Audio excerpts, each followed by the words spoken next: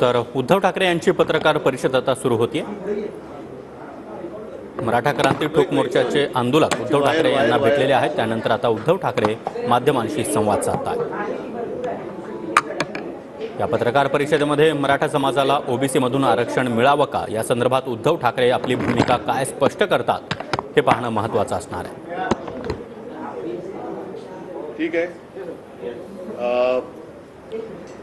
तुम्हाला मी आज भेटायला बोलवलं एवढ्यासाठी की काल बाहेर जात असताना सुद्धा आपल्यापैकी काही जण कलानगरच्या गेटवरती मला दिसले। आज सुद्धा तुम्ही आलाय असं कळलं। मला कल्पना नाही तुम्ही का आलाय, म्हणून म्हटलं एकदा तुमच्याशी आत बोलून तुम्हाला विचारावं की तुम्ही येण्यामागचं कारण काही वेगळं आहे का, तुम्हाला काही तुमच्या मनात प्रश्न आहेत का। पण तुमच्या मनात काही प्रश्न असतील तर मला जरूर विचारा।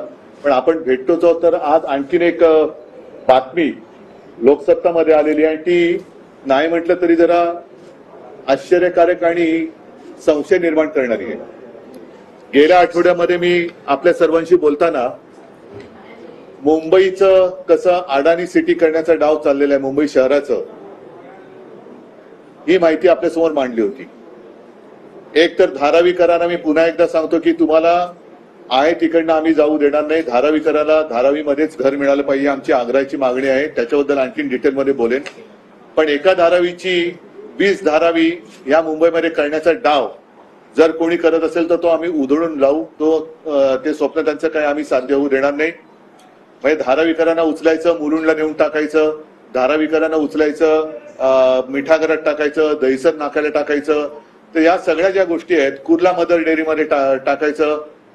तर या विकासकाच्या आणखीन कुठे जर काही जमिनी असतील तर तिथे त्यांनी न्यावं, ट्रान्झिट कॅम्प बांधावे। पण धारावीकरांना घर हे धारावीमध्येच मिळालं पाहिजे, ही आमची आग्रहाची मागणी आहे आणि ती आम्ही लावून धरलेली आहे। त्याच्याप्रमाणेच धारावीचा विकास होईल। अन्यथा धारावीकरांना बेघर करून मुंबईची विल्हेवाट लावून कोणत्या विकासकाचं स्वप्न आम्ही साकार होऊ देणार नाही।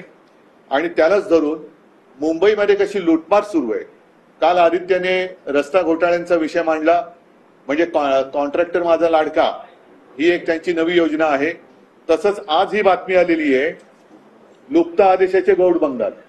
आजपर्यंत असं कधी झालं असेल असं माझ्या तरी माहितीत नाहीये की मुंबई बँकेला सहकार भवनासाठी जागा देण्याचा निर्णय संकेतस्थळावरती टाकला गेला आणि काही मिनिटात तो मागे म्हणजे तो तिथला GR हा काढला गेला। मग GR जर मागे घेतला असेल म्हणजे संकेतस्थळावरनं, तर तो GR मागे घेतलाय का कोणाच्या लक्षात येऊ नये म्हणून गपचूप कारभार केलेला आहे। जसं रात्रीच्या कारभारात त्यांनी रात्रीचा खेळ चाले, रात्रीच्या गाठीभेटी करायच्या, तसा हा काही व्यवहार आहे का। आणि मुळामध्ये हा जो आहे पशुसंवर्धन साठीचा हा आहे ना, हा भूखंड पशुसंवर्धन खात्याचा होता, तो काय म्हणून तुम्ही काढला आणि मुंबई बँकेला काय म्हणून दिला। मुंबई बँकेमध्ये तुमचे जे काय म्हणजे या सरकारात जे बसलेत त्यांचे चेले चपाटे आहेत म्हणून त्यांच्या घशात हा भूखंड घातलाय का, तर याचं उत्तर हे मुंबईकरांना मिळालं पाहिजे। आणि अशा किती पद्धतीने तुम्ही मुंबईच्या जागा या तुमच्या चमच्यांना देणार आहात। ही मुंबईची जागा आहे, आमचं सरकार 2-3 महिन्यात येईल आणि जर हा निर्णय तोपर्यंत राहिला तर आम्ही हा निर्णय नक्की रद्द करूच। ज्या कामासाठी हे काम भूखंड आहेत, म्हणजे जसं कुर्ला मदर डेअरी असेल, मुलुंडचा नाका असेल, दहिसरचा नाका असेल, ज्या कामासाठी ते भूखंड ठेवले असतील त्याच कामासाठी त्याचा वापर होईल। अन्यथा दुसऱ्या कामासाठी आम्ही जर तो करून दिला गेला असेल तर हे सगळे निर्णय आम्ही रद्द केल्याशिवाय राहणार नाही, हे आज ठामपणाने मी मुंबईकरांना सांगतोय। बाकी